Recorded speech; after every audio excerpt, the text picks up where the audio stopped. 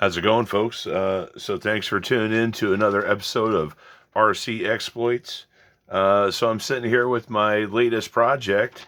I just recently picked up one of these Axial Capra four-wheel steers. Didn't really do a whole lot of crawling the last couple years. Kind of honestly lost interest in the last crawler I had.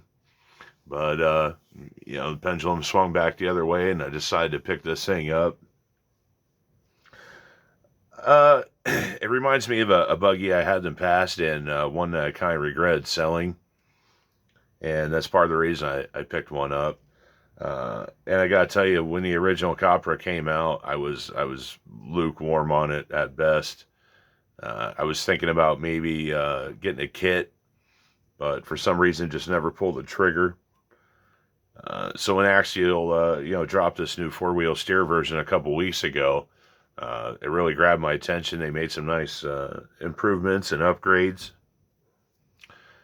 And, I just wanted to do a bit of a review on it and some kind of first impressions, afterthoughts. I've crawled it once already for about an hour and a half today. And, I got to tell you, I was kind of thinking twice about paying, $5.49 for a ready to run. But, I feel like the value's there. They made some nice improvements over the original. I never had the original, but I don't believe the headlights or the light bar were lit up like they are on this one. You can see the light bar there, but the headlights right out of the box, those are also lit up. Bigger tires than the original Ready to Run. I believe they're a little bit taller and a little bit fatter. They also revised the cage to accommodate the rear servo on the axle back there. New cage color, and the current graphics are all right. I don't know if I'm going to keep those or ditch those, but another change that they made. I gotta tell you, I was kind of impressed with this rig. And all right, come on there, buddy. Keep it down for a minute. Trying to make a video here. But, a couple of things that really grabbed my attention right out of the box. Before I got this, I thought I might get high clearance links for it, but I'm not really sure there's much of a need for it. I mean, the links are almost parallel with the ground, front and rear. They're nice, beefy metal links. I really like the rod ends. Let's see if I can show you one of those here. So the rod ends, those are really nice. They have a hex built into them, and they're angled rod ends. I think those are really great features, especially for a ready to run right out of the box. Also, full metal steering links. I could be mistaken. I don't think the SMT10 even has full metal steering links out of the box, so that's awesome. So yeah, I think the value is there. So I'm just going to run down a couple little, kind of pros and cons that I noticed or, liked or whatnot. So, yeah, once again, the headlights and the light bar lit up right out of the box. The suspension's pretty soft. It has a lot of flex. You can pick up one axle and you get more than a tire height worth of articulation right out of the box, which is great. And I got to tell you, there's not a whole lot that stops this thing. Right out of the box, it crawls pretty good. I have a couple of gripes, but those are, pretty minor. The detailing on the fuel cell leaves a little bit to be desired, but, once again, that's a pretty minor gripe, not a big deal. This is to be expected for a ready to run. The servos, they're barely adequate. And, I tell you, if you're somebody who likes to hang brass on your axles, I would upgrade the servos first, because if you just start hanging brass on there, those stock servos are going to go on permanent vacation sooner rather than later.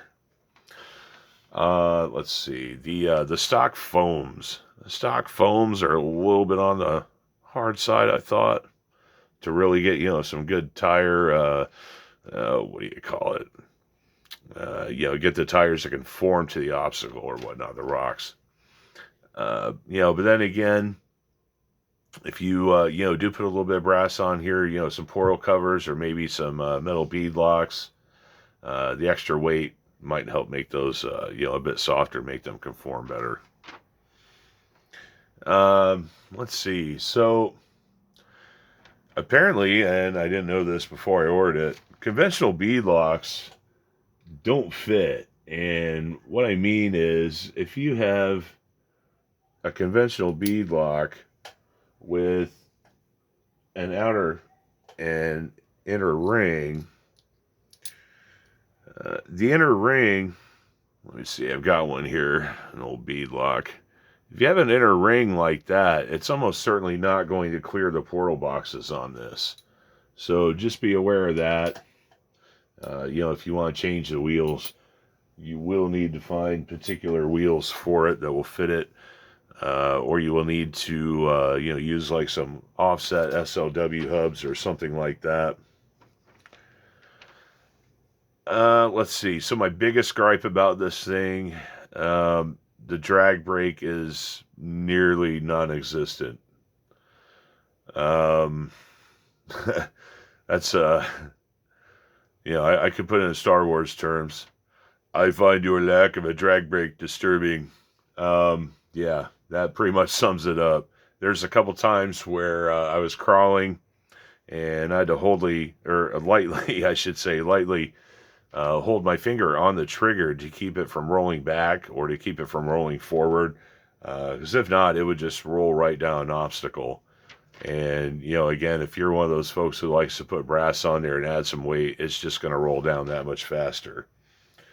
So that really kind of needs to be addressed. I thought I heard that there's a little programming card that you can buy that's less than $20 or something like that. So that might be a little workaround if you're going to keep the stock ESC. So let's talk about how it crawls. So like I was saying earlier, there's not a whole lot. All right, buddy, calm down. I'm going to get to you in a second here. There's really not a whole lot that stops it. Out of the box, it's very capable. Let's see. So there were multiple times where I was able to use the four-wheel steer to get out of some situations that I would not have been able to get out of otherwise. And just quick demonstration. So there were times where I was able to get the rears to steer opposite the front and, basically just steer right around an obstacle. Or I could use a crab walk and just walk right away from an obstacle instead of trying to, get around it, drive around it, or, use a dig, stuff like that.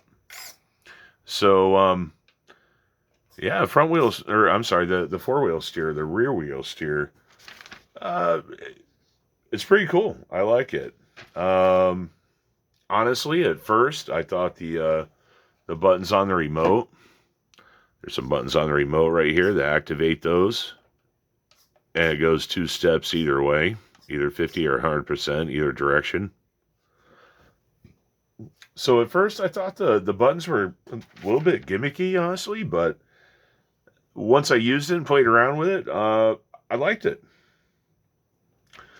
Another cool thing about the stock radio, it's got the little thumb trigger there, so for those of you guys who like to be a cinematographer / driver, you can drive one-handed with that with a stock radio. So after the first crawl, definitely has some scarring going on the bottom here, mostly on the links. That's to be expected. As far as actual, quote unquote trail damage, the only thing that happened, you can see here on the front tire, the beads started to pull out of the bead lock a little bit. Not a big deal. Again, another minor gripe. Um, I do have a couple mods in mind for this. Not a lot. Like I was saying, I don't think it really even needs high clearance links.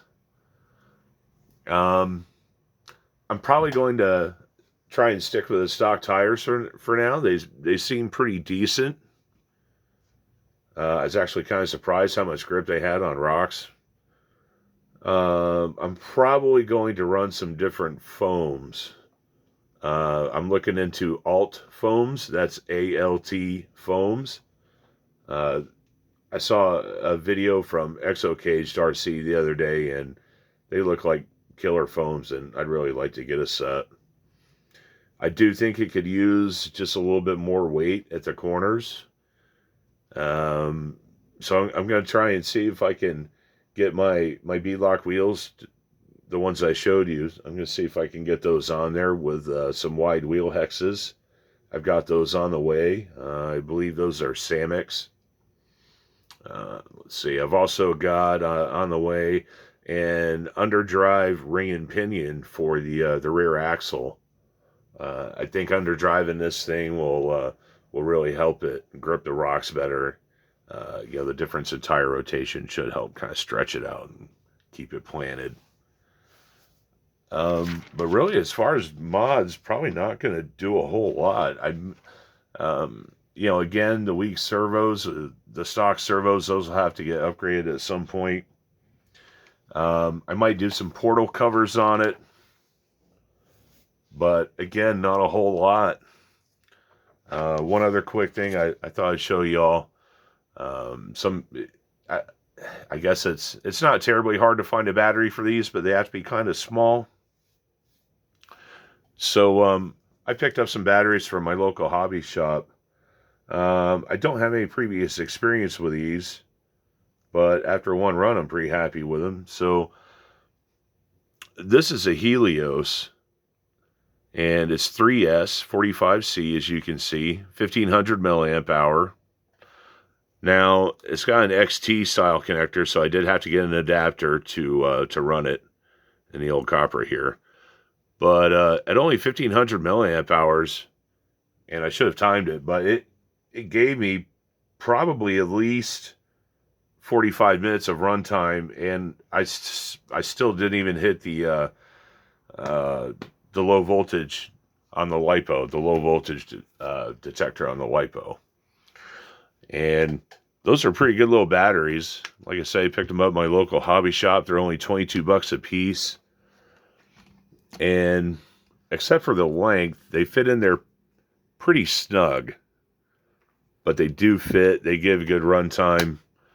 So shout out to Helios for those. I think that's about it for this video. But look out, look out for future videos on this one. After I do a couple more mods, go crawl a little bit more. I'll get back with y'all, make another video, and let you know how it's going. So like, share, subscribe, and as always, thanks for watching.